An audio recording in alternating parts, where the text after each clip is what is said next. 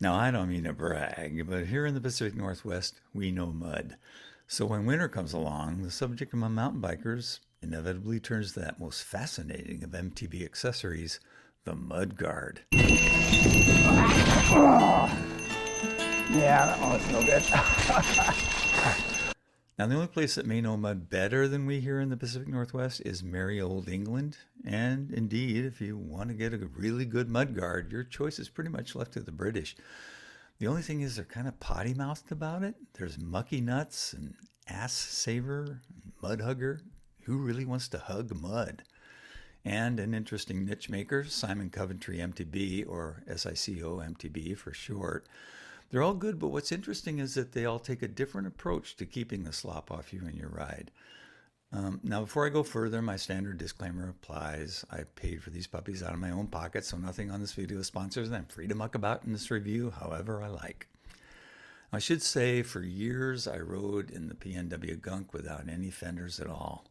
And a lot of riders still go that way, particularly the heavy shredders. Some wear a bodysuit, some just get plastered in filth.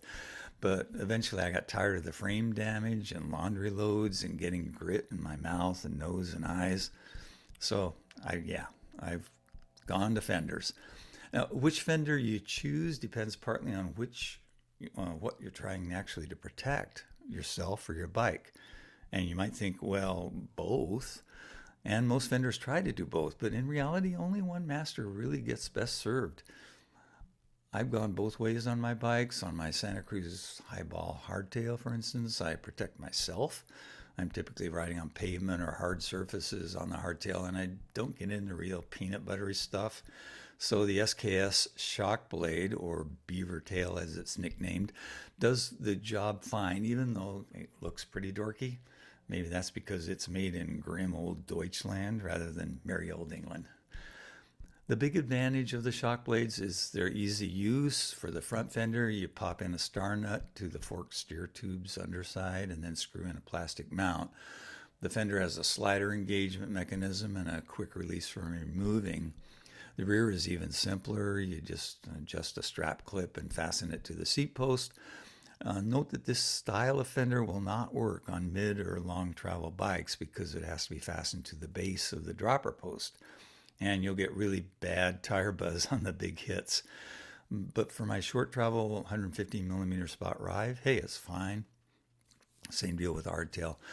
The convenience factor is a big reason I use shock blades. If it's relatively dry, they come off in seconds. But if it's wet, raining, they go back on almost as fast. Now, my longer travel bikes, though, they really get down into the hardcore goop. We're lucky in the PNW to have real loamy topsoil that drains pretty well. And our world-class trail builders here have figured out ways to armor or reinforce trail surfaces so they don't turn into big mud holes.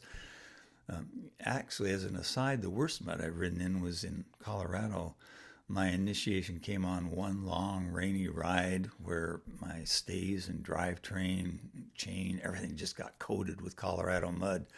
I figured, well, I'll hose it off the next morning.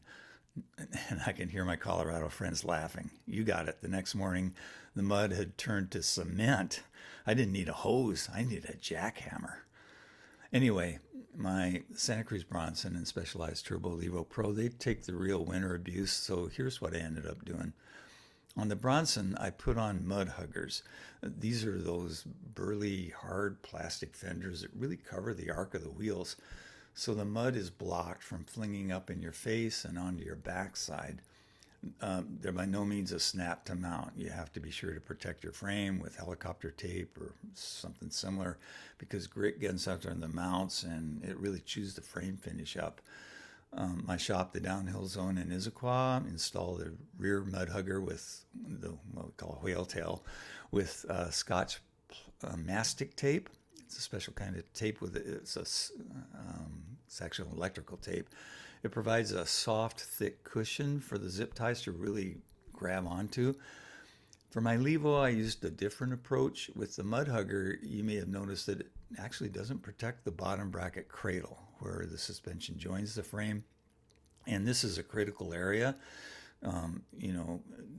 As frame makers have acknowledged, after grit and rocks damage long travel frames, a lot of manufacturers actually are putting in some kind of a guard or a protection, and with varying degrees of success. The Bronson's rock guard does a pretty good job in this respect, so the Mudhuggers missing protection didn't concern me as much. But with the e-bike, I want to keep as much gunk out of that critical area as possible. After all, the motor and the battery compartment are down there. So with a mud guard custom designed for the Levo, I ended up with a lot more protection for that area. Again, it's out of England, and it's a boutique maker named Simon Coventry. Simon designed the guard with a built-in recess that fits snugly right over the rear frame brace, and you just fasten it with a couple zip ties. Actually, my frame came with helicopter tape in that area, so I didn't even actually have to reinforce it with the protection. As you can see, it doesn't stop all the splatter, but it does prevent rocks and sticks and sand and grit and whatever else from slamming into your valuable shock mounts, pivot, and frame in that area. Now, the trade-off with Simon's setup, as you can see, is that the guard doesn't actually extend over the wheel. So you do get a lot of trail enema. And if that annoys you, and I will say the cold, damp feeling on your nether region isn't really particularly appealing, you can fit a short fender like the AssSavers on your saddle to help ward it off. Now, the Levo comes with a Fox 38 fork, which also offers a guard that you can actually screw onto the fork legs. No zip ties, no frame damage, nothing. Again, though, it offers a lot less protection than the Mudhugger, for instance, for the rider. You'll still get a bit of splatter, as you can see in the photo, and below my post-ride grin, whereas the Mudhugger offers full face protection. The big disadvantage to these long travel guards, though, is that once they're mounted, you don't want to take them off until the trails get dry. It's just too much work to put them back on. But until someone comes up with a more convenient design, you're kind of stuck with it. Anyway, I hope this helps. Please hit those subscribe and notification thingies, and hope to see you, splatterproofed or not, out on the trail.